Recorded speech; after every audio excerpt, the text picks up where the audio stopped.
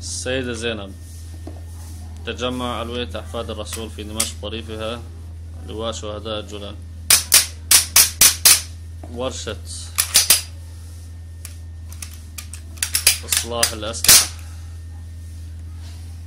هذا عتاد الجيش الحر، هذا الذي نواجه به بشار الأسد وزبانيته. انظروا والله العظيم عتاد لا ينفع إلا لخردة حديد، ولكن مع ذلك الله سبحانه وتعالى أعاننا عليهم بهذا السلاح.